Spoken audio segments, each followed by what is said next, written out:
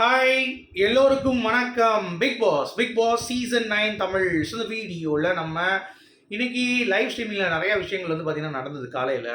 அதை பற்றி சும்மா லைட்டாக ஒரு ஹிண்ட்டு. அப்புறம் வந்து சுபிக்ஷா எவ்வளோ பெரிய செல்ஃபிஷ் அப்படிங்கிறது நமக்கு வந்து நிறைய பேர் வந்து பார்த்திங்கன்னா ஓப்பன் அப் பண்ணியிருக்காங்க. பட் ரம்யா நேற்று ஒரு விஷயம் சொன்னாங்க, அதை வந்து நான் மிஸ் பண்ணிட்டேன். ஸோ அதையும் இந்த வீடியோவில் நம்ம டிஸ்கஸ் பண்ண போகிறோம். ஸோ டோட்டலாக 2 டாப்பிக்கு.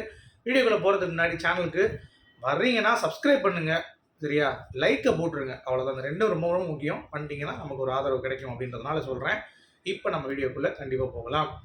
ஸோ என்னை பொறுத்த வரைக்கும் இன்னைக்கு ஒரு சூப்பரான ஒரு டே. ஏன்னா சுபிக்ஷா நேற்று வீட்டை கிளப்பி விட்டா பத்திக்கிட்டு எரியுது ஒரு பக்கம். இன்னொன்று வந்து பார்த்தீங்கன்னா நிறைய பேர் சொல்லிட்டு இருக்கு மீனவ சமுதாயத்தை வந்து அந்த பொண்ணு வந்து இது பண்ண மாட்டா, அது பண்ண மாட்டான். ஆக்சுவலாக அவங்க வந்து அந்த கம்யூனிட்டி வந்து ரெப்ரசென்டே பண்ணல. ஆக்சுவலாக ஷீ இஸ் ஃப்ரம் ஃபிஷர்மேன் இதுதான். பட் ஆனால் அவங்க வந்து வேறு நாடார்னு நினைக்கிறேன், அப்படி தான் சொல்கிறாங்க. ஓகே, ஸோ அதனால் அவங்களுடைய இது அப்படிங்கிறது சொல்லாதீங்க யாருமே, உள்ளே இருக்கிறவங்க இல்லை வெளியே இருக்கிறவங்களோ, அது வந்து கிடையாது அப்படின்ற மாதிரி தான் சொல்கிறாங்க. பட் அது உண்மையா இல்லையான்னு தெரில.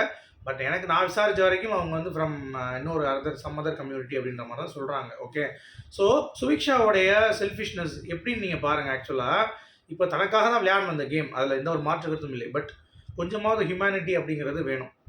அதாவது நேற்று நீங்கள் கவனிச்சிங்கன்னா அவங்க வந்து காயின்ஸ் கொடுக்கும் பொழுது ரம்யா வந்து 23 தான் இருப்பாங்க, எல்லாத்தையும் கொடுத்துருவாங்க, 10 காயின் கிட்ட கொடுத்துருவாங்க. இவங்க வந்து பார்த்தீங்கன்னா ஐயோ அவங்க ஒரு வேளை அவங்களே வச்சுக்கிட்டாங்கன்னா என்ன பண்ணுறதுன்னு சொல்லிட்டு ஆளுக்கு ஒரு காயின் தான் கொடுப்பாங்க. வியானா காயினே கொடுக்க மாட்டாங்க. விக்ரமும் கனிக்கும் ஒரு காயின் தான். 60-40 டீலிங்கில் கனிக்கும் ஆப் வச்சுருப்பாங்க. அடுத்து பார்வதி நான் பாஸ் தரேன்னு சொல்லிட்டு பார்வதிக்கும் ஆப் வச்சுருப்பாங்க. கரெக்டாக?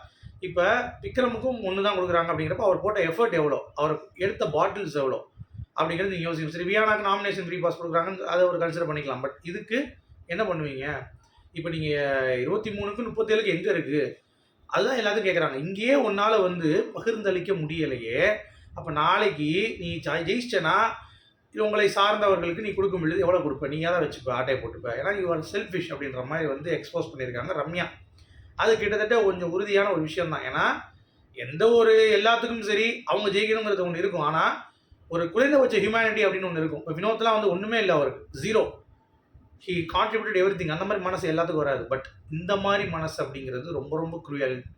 ஸோ இவங்கள ஜெயிக்க வச்சோம் அப்படின்னா நிஜமாவே ரொம்ப ரொம்ப அது தப்பாக தான் போகும் எனக்கு தெரிஞ்சு. சுபிக்ஷா இன்னொன்று அவங்க ஃபீலிங்ஸ் வந்து என்ஹான்ஸ் பண்ணவே மாட்டாங்க. இப்போ பார்வதி வந்து அழுவுறா, நடிக்கிறான்னு வச்சுப்போமே, அழுகுறதுக்கு அவளு தான் என்ன எனக்கு என்ன, அவளு தான் எனக்கு என்ன அப்படின்ற மாதிரி போகிறது அப்படிங்கிறது வந்து பார்த்தீங்கன்னா ரொம்ப டேஞ்சரான ஒரு ஆட்டிடியூடு.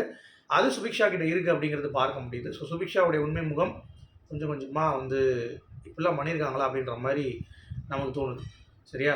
மாட்டிக்கிட்ட சுபிக்ஷா அப்படிங்கிற மாதிரி தான்.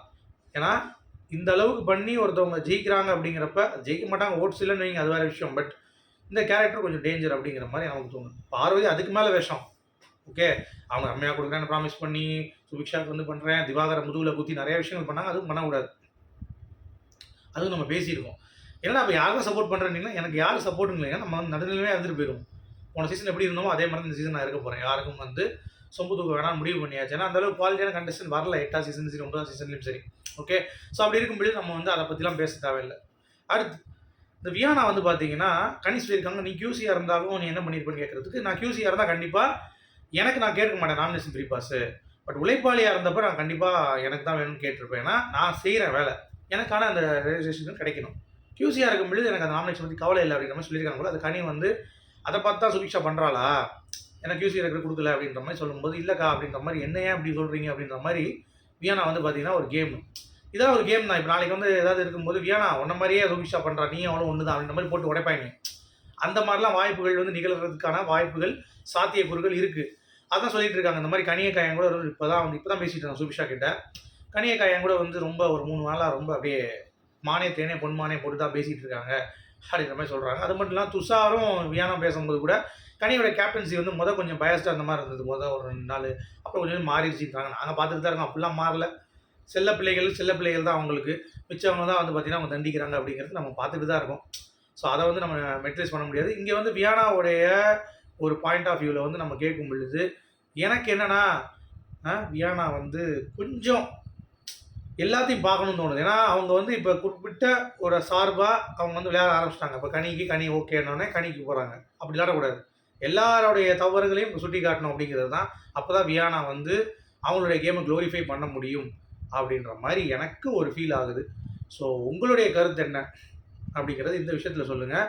பியானாவுடைய அந்த ஒரு ஸ்பீச்சை வச்சு தான் இவங்க வந்து அப்படி பண்ணுறாங்க. பட் சுபிக்ஷாவுக்கு ஒரு நல்ல அமுக்குனி, யார் யார்கிட்ட எப்படி பேசணும், அப்படியே ஸ்லைட்டாக சிரிச்சுக்கிட்டு அப்படியே போயிடுறது, இந்த மாதிரி அவங்களுடைய வேலையை அவங்க கரெக்டாக பார்த்துட்டு தேவை இருக்கிறப்ப மட்டும் அந்த கார்டு எடுக்கிறது, மீனவ சமுதாயத்துலேருந்து வந்திருக்கேன், எனக்கு வந்து நான் அவங்க ரெப்ரசென்ட் பண்ணுறேன், அதனால் நான் இங்கே இருக்கணும் அப்படி இருக்கணும் அப்படின்ற மாதிரிலாம் பண்ணிடுறாங்க. இது வந்து ரொம்ப ரொம்ப தப்பான ஒரு பிஹேவியர் அப்படிங்கிறது நான் பார்க்குறேன். உங்களுடைய கருத்து என்ன அப்படிங்கிறத சொல்லுங்கள். மீண்டும் சந்திப்போம்.